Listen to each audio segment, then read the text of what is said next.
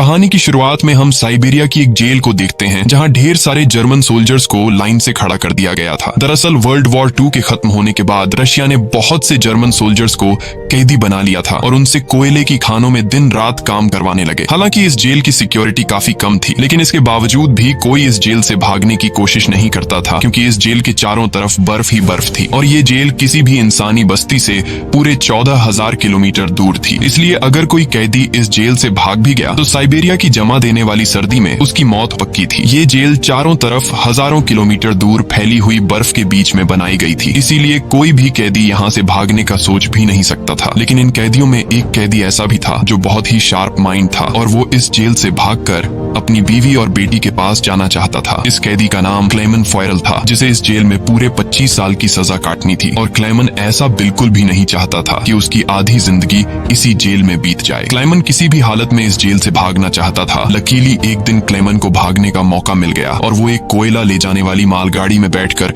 इस जेल से भाग निकला। अब जेल के बाहर जब उसने खुले आसमान में सितारों को देखा तो वो खुशी से झूम उठा, लेकिन ये खुशी कुछ ही देर की मेहमान थी। थोड़ी दूर चलने के बाद उस मालगाड़ी को रोक दिया गया और जब क्लेमन ने बाहर झांक कर देखा तो एक रशियन सोल्जर बंदूक ताने उसके सामने खड़ा था। बदकिस्मती से यहाँ क्लेमन पकड़ा गया और जेल से भागने के जुर्म में उसे एक ओपन एयर सेल में बंद कर दिया गया। सर्दी बहुत ज्यादा थी और रात में होने वाली बारिश ने क्लेमन की हालत खराब कर दी थी। उस सेल में क्लेमन को कुछ घंटों के लिए नहीं बल्कि पूरे 2 दिनों तक रखा गया। अब पूरे 2 दिन बाद अगली सुबह जेल का वार्डन उसके पास आया और उसे सेल से बाहर निकालकर उससे कुछ भी टॉर्चर नहीं किया गया। बस सिर्फ ये बोला कि तुम्हारे साथी बेसब्री से तुम्हारा इंतजार कर रहे हैं। अब जब क्लेमन अपने साथियों से मिला तो वो सब लाठियां और डंडे लेकर उसका इंतजार कर रहे थे। वो सब क्लेमन पर बहुत गुस्सा थे, क्योंकि क्लेमन के भागने की वजह से उन सबको पिछले 2 दिनों से भूखा रखा गया था। और क्लेमन को अब वार्डन की बात समझ में आ गई कि उसने क्यों कहा था कि तुम्हारे साथी तुम्हारा इंतजार कर रहे हैं। अब क्लेमन को देखते ही बाकी कैदियों ने उस पर हमला कर दिया और उसे बहुत बुरी तरह से मारा। इस मारपीट में क्लेमन इतना जख्मी हो गया कि उसे जेल के हॉस्पिटल में एडमिट करना पड़ा। इस जेल का डॉक्टर भी एक जर्मन कैदी था। जैसे ही क्लेमन होश में आया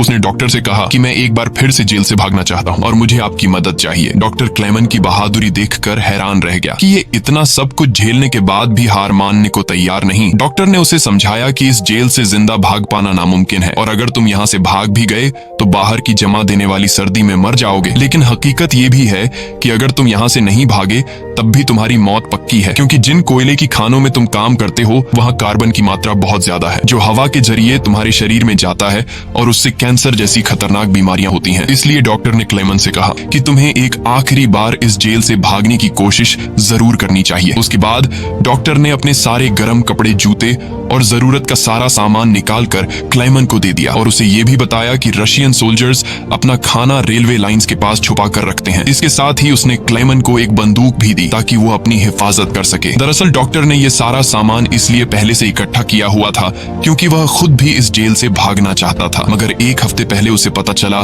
कि वह कैंसर का मरीज है और उसके पास 1 महीने से ज्यादा वक्त नहीं है। अब उसने क्लेमन को एक लंच बॉक्स दिया और कहा कि अगर तुम जिंदा बच गए तो मेरी फैमिली तक ये लंच बॉक्स पहुंचा देना और कहना कि मैं इस दुनिया में अब नहीं रहा। यहाँ एक बार फिर से रात के अंधेरे में क्लेमन दोबारा भाग निकला और इस बार उसने मालगाड़ी की बजाय पैदल चलने का फैसला किया। वो पूरी रात पैदल चलने के बाद सुबह भी चलता रहता है, क्योंकि उसे डर रहता है कि कहीं रशियन सोल्जर उसे पकड़ न ले। अब जब सुबह वार्डन को पता चला कि क्लेमन जेल से फरार हो चुका है तो वो सीधा डॉक्टर से पूछताछ करने उसके कमरे में पहुंचा, लेकिन उसके पहुंचने से पहले ही डॉक्टर ने अपनी जान ले ली थी, क्योंकि उसे पता था कि क्लेमन के भागने की खबर सुनने के बाद वार्डन मुझे बहुत तड़पा तड़पा कर मारेगा। इसके बाद वार्डन ने कई रशिया सिपाहियों को क्लेमन की तलाश में भेजा और उसे जिंदा पकड़कर वापस लाने का हुक्म दिया, लेकिन कई दिनों की तलाश के बाद भी उसे क्लेमन का कोई पता न चल सका। क्लेमन की खुशकिस्मती ये थी कि बर्फबारी स्टार्ट होने की वजह से उसके पैरों के निशान मिटते जा रहे थे, जिससे क्लेमन को ढूंढना मुश्किल पड़ रहा था। अब सबको लगने लगा कि क्लेमन इस सर्दी में जमकर मर चुका होगा, मगर वार्डन मानने को तैयार नहीं था, क्योंकि वार्डन जानता था कि क्लेमन बहुत स्ट्रॉन्ग है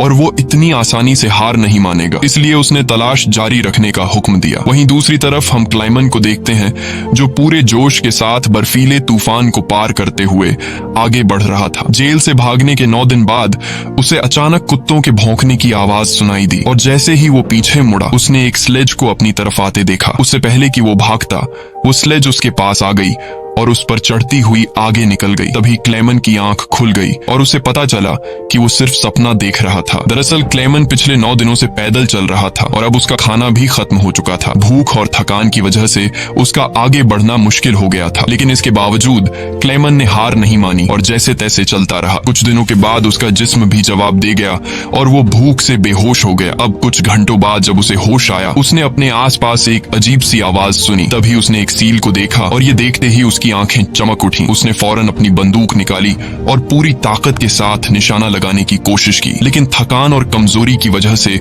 उसका निशाना गलत हो गया और वो सील वहां से भागने लगी। क्लेमन, जिसे कई दिनों बाद जिंदा रहने की एक छोटी सी उम्मीद मिली थी, वो इस उम्मीद को हाथ से नहीं जाने दे सकता था। क्लेमन फौरन उसके पीछे दौड़ा, लेकिन दौड़ते वक्त क्लेमन बर्फ टूटने की वजह से पानी में गिर जाता है, जिससे उसके पैर में चोट आ जाती है। लेकिन जख्मी होने के बावजूद वो सील का पीछा करने लगा। क्लेमन जैसे ही गोली चलाने वाला था, वो सील एक चट्टान के पीछे छिप गई। क्लेमन और आगे बढ़ता है और सील को दोबारा देख लेता है। उससे पहले कि वो पानी में जाती, क्लेमन ने अपनी आखिरी गोली चलाई और खुशकिस्मती से वो गोली उसे लग गई। ये देखकर क्लेमन खुशी से झूम उठा, क्योंकि अब सफर के दौरान उसे खाने की फिक्र नहीं थी। कई दिनों के बाद क्लेमन ने पेट भर कर खाना खाया और थोड़ा आराम करके अपना सफर जारी रखा। अब इतने लंबे सफर में क्लेमन बिल्कुल अकेला था और उसके चारों तरफ बर्फ के अलावा कुछ भी न था। इस माहौल में उसकी दिमागी हालत खराब हो सकती थी, इसलिए वो खुद से बातें करता और पॉजिटिव बातें कहकर खुद को आगे बढ़ने के लिए मोटिवेट करता। इसके साथ ही वो हर वक्त कैंपस के जरिए अपने रास्ते को देखता है, ताकि वो इस बर्फीली वादी में कहीं खो न जाए। इसी तरह दिन गुजरते गए और फिर महीने, लगातार 2 महीने चलने के बाद क्लेमन को इस बर्फीले मैदान में एक छोटा सा पेड़ दिखाई दिया। इस पेड़ को देखकर क्लेमन इतना खुश हुआ कि जैसे उसे कोई खजाना मिल गया हो और वो भागकर उस पेड़ को गले लगा लेता है। दरअसल ये पेड़ इस बात की निशानी थी कि क्लेमन लगातार 2 महीने चलने के बाद अब ये बर्फीला मैदान क्रॉस कर चुका है और आगे जंगल शुरू होने वाला है। थोड़ा ही आगे चलने के बाद ठीक वैसा ही हुआ जैसा उसने सोचा था। अब यहाँ से जंगल शुरू होने वाला था। बर्फ का इलाका खत्म हो रहा था। वो जंगल में बहुत खुश था। वो लकड़ियां इकट्ठा करके आग जलाता है और कई महीनों बाद पहली बार सुकून से सो जाता है। पर अगला दिन उसके लिए सुकून का था या नहीं, ये कोई नहीं जानता। दूसरी तरफ हम वार्डन को देखते हैं, जो अब भी क्लेमन की तलाश में था और उसने अपनी सर्च पार्टी को हुक्म दिया कि वो 500 किलोमीटर के दायरे में क्लेमन की तलाश करे। वहीं क्लेमन एक जंगल से होता हुआ आगे बढ़ रहा था कि अचानक वहां एक बर्फीला तूफान आ गया। ये तूफान इतना तेज था कि बड़े बड़े पेड़ भी जमीन से उखड़कर गिरने लगे। क्लेमन जैसे ही आगे बढ़ने की कोशिश करता है, एक बड़ा सा पेड़ सीधा उस पर गिर जाता है। क्लेमन की किस्मत अच्छी थी कि शाम में 2 आदमी यहाँ से गुजरे जो सोने की तलाश में थे। उन्होंने क्लेमन को देख लिया और वक्त पर उसकी जान बचा ली। उसके बाद ये तीनों एक साथ आगे बढ़े और कई दिनों के सफर के बाद बर्फीले मैदान से बाहर निकल आए। रास्ते में उन्हें एक दरिया मिला, जिसे पार करने के लिए उन्होंने लकड़ी की एक कश्ती बनाई। दरिया पार करते वक्त वह आपस में बातें करने लगे और एक दूसरे को बचपन के किस्से सुनाने लगे। लेकिन इसी बीच दरिया का बहाव तेज हो गया और कश्ती काबू से बाहर होने लगी। ऐसे में एक साथी का तवाजुन बिगड़ गया और वह सीधा पानी में जा गिरा। उसे तैरना नहीं आता था, वह डूबने लगा। ये देखकर क्लेमन ने पानी में छलांग लगा दी और किसी तरह उस आदमी को किनारे तक लाकर उसकी जान बचाई। दूसरी तरफ उनका दूसरा साथी उन दोनों को डूबने के लिए छोड़ देता है और अकेला आगे बढ़ गया। उसका दूसरा साथी बहुत ही लालची था। उसे लगा कि वो दोनों मर गए होंगे और लालच के चलते उसने अपने दोस्त का सोना भी खुद के पास रख दिया। थोड़ी देर बाद जब क्लेमन और दूसरा आदमी टेंट तक पहुंचे तो उस आदमी को अपने दोस्त पर बहुत गुस्सा आया और उसने उसे गोली मारकर उसकी जान ली। उसके बाद क्लेमन और वह आदमी ने सामान उठाया और सफर जारी रखा। वे दोनों कई महीनों तक इसी उम्मीद पर चलते रहे कि कोई इंसानी आबादी उन्हें मिल जाए। लेकिन दोबारा सर्दियों का मौसम आ गया और हर तरफ के जंगलात बर्फ की सफेद चादर में छुप गए। उस आदमी ने जो सामान उठाया था वह काफी भारी था, इसलिए उसे बर्फ में चलने में मुश्किल हो रही थी। ये देखकर क्लेमन ने उसका बोझ हल्का करने की कोशिश की और कहा कि कुछ देर के लिए अपना सामान मुझे दे दो। लेकिन यहाँ उस आदमी को शक हुआ कि शायद क्लेमन भी उसका सोना चुराना चाहता है, इसलिए उसने क्लेमन पर हमला करके उसे नीचे धकेल देता है, जिससे क्लेमन बेहोश हो जाता है। थोड़ी देर बाद क्लेमन को होश आया तो उसने देखा कि भेड़ियों का एक झुंड उसकी तरफ आ रहा है।